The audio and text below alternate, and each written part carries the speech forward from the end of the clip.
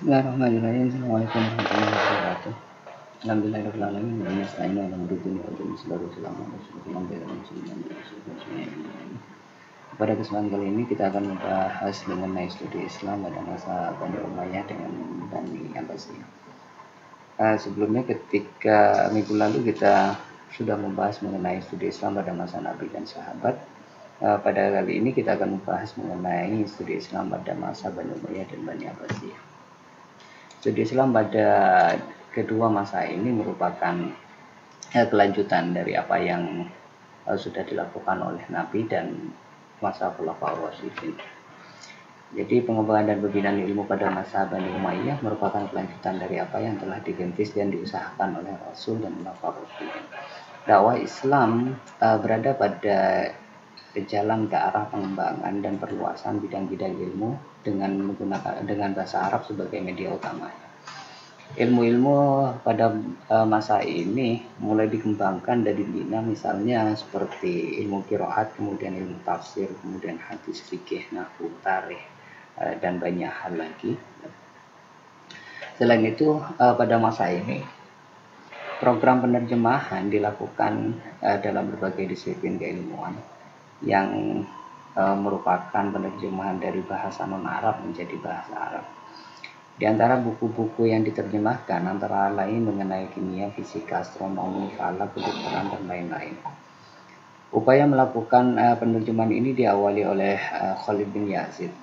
Bahasa yang digunakan pada masa ini adalah bahasa Arab, sehingga beberapa kawasan kekuasaan Islam, baik itu di Afrika maupun di tempat-tempat lain, menggunakan bahasa Arab sebagai bahasa pengantarnya. Sebagai upaya untuk mengembangkan keilmuan, Bani Umayyah kemudian mendirikan sebuah kota sebagai pusat kegiatan ilmu pengetahuan dan kebudayaan. Kota tersebut dinamakan Marbat di daerah Damaskus. Proses pengembangan ilmu pengetahuan kemudian berlanjut kepada pengembangan kegiatan kesenian, kemudian arsitektur, sehingga banyak bangunan-bangunan sebagai peninggalan dinasti ini yang memiliki nilai seni, memiliki keindahan yang sangat bagus. Di sini pula di masa ini juga sistem pengajaran sudah mulai bersistem, jadi ada sistem kelas dalam setiap pembelajaran. Penyebaran ulama pada masa ini juga sangat intensif.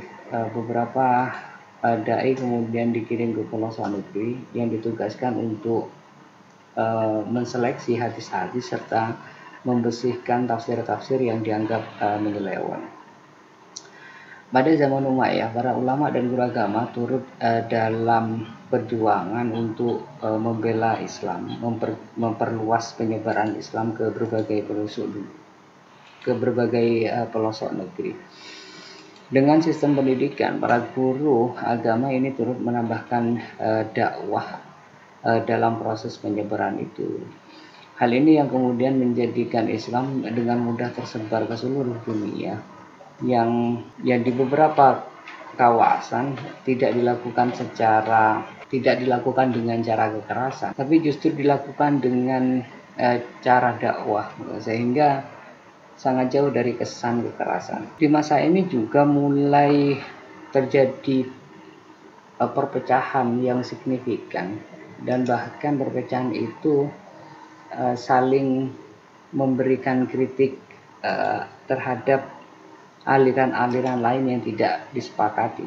Kita tahu aliran-aliran dalam masa ini sangat banyak sekali. Di antaranya misalnya Mu'tazilah, kemudian Syiah, kemudian Murji'ah, kemudian Khawarij, yang semuanya saling bertentangan dan saling memberikan tuduhan yang tidak baik antara satu dengan yang lain. Pola dakwah, pola studi Islam pada masa Bani Umayyah kemudian berlanjut pada masa Abbasiyah. Kajian keislaman pada masa Abbasiyah diawali dengan berkembangnya perhatian pada perumusan dan penjelasan panduan keagamaan, terutama dari sumber utama Islam, yakni Al-Quran dan Hadis.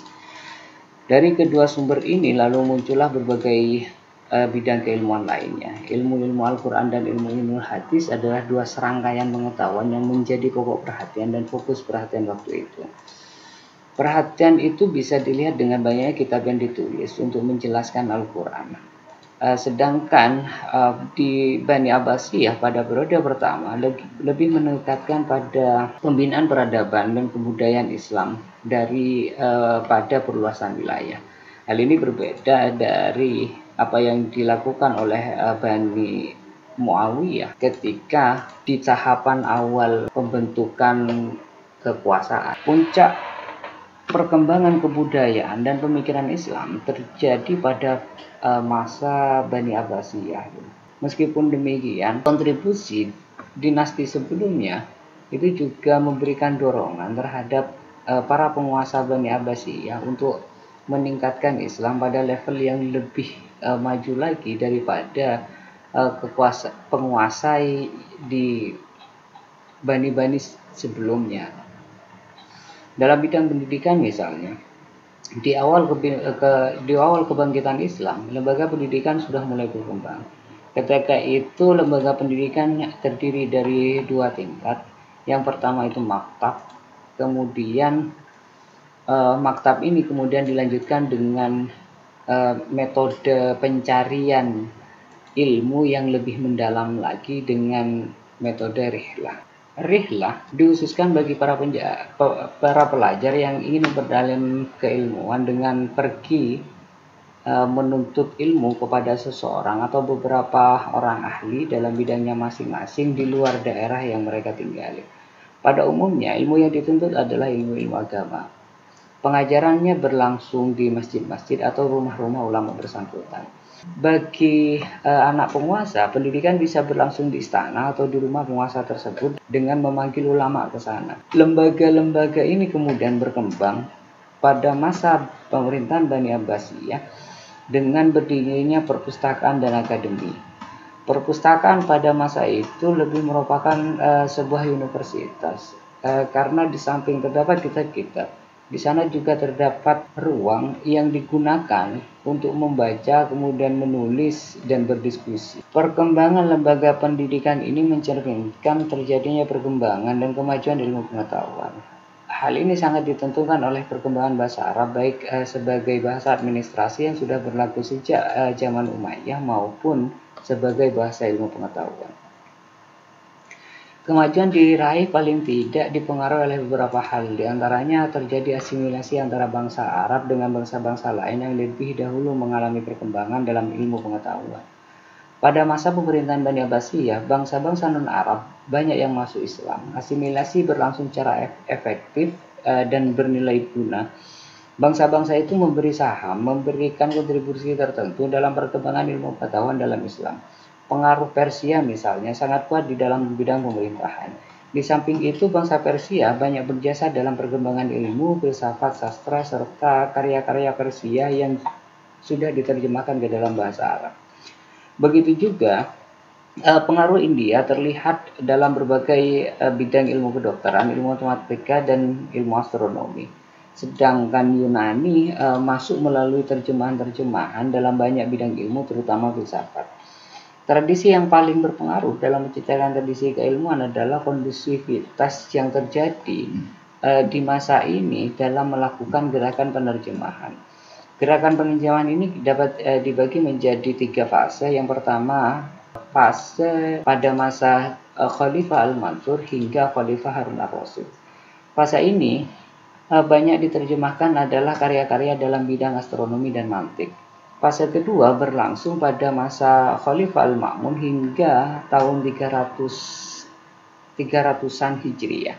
Buku-buku yang paling banyak diterjemahkan adalah dalam bidang filsafat dan kedokteran. Kemudian fase ketiga berlangsung setelah tahun 300-an, terutama setelah adanya pembuatan kertas. Bidang-bidang ilmu yang diterjemahkan semakin meluas. Pengaruh dari kebudayaan bangsa yang sudah maju, terutama melalui gerakan terjemahan, bukan saja membawa kemajuan di bidang ilmu pengetahuan, akan tetapi juga dalam bidang pengetahuan agama.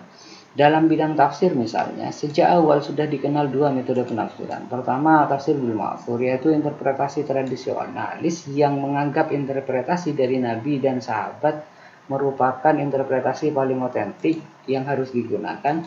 Kemudian yang kedua adalah tafsir bil-ra'yi, yakni metode rasional yang lebih banyak bertumpu kepada pendapat dan pikiran daripada hadis dan pendapat sahabat. Dalam perkembangan keilmuan keislaman, kita mengenal imam-imam mazhab hukum yang disebut Madzhabul Arba. Mereka semua hidup pada masa pemerintahan Abbasiyah. Misalnya Imam Abu Hanifah, kemudian Imam Syafi'i, kemudian Imam Ahmad bin Hanbal, kemudian Imam Malik. Penulisan hadis juga berkembang pesat pada masa Bani Abbasiyah. Hal ini mungkin terjadi disebabkan oleh tersedianya fasilitas dan transportasi sehingga memudahkan para pencari dan penulis hadis bekerja. Karya-karya buku tafsir yang dihasilkan pada pemerintahan masa Bani Abbasiyah, misalnya Jami'ul Bayan punyanya Tabari, kemudian Al-Kasab punyanya Semasari, kemudian Mafatihul Ghaib punyanya Fakhruddin Ar-Razi. Dalam bidang hadis misalnya ada Al-Musnad punyanya Ahmad bin Hanbal, kemudian beberapa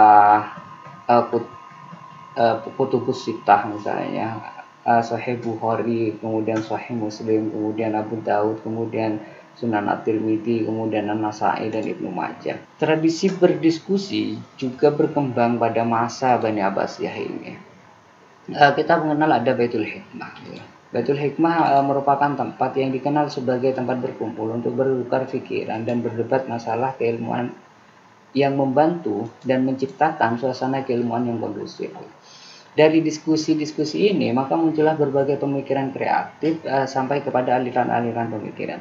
Aliran-aliran teologi yang sudah ada pada Bani Umayyah, seperti misalnya Khawarij, Murji'ah, Mu'tazilah, mulai berkembang dan menjadi lebih kompleks dengan masuknya beberapa pemikiran Yunani melalui proses penerjemahan, sehingga aliran-aliran tersebut menuju perkembangan yang signifikan. Begitu juga perkembangan keilmuan umum dapat dilihat bagaimana ketika ilmu kedokteran mulai berkembang dengan adanya satu sekolah khusus kedokteran di Jundisapur.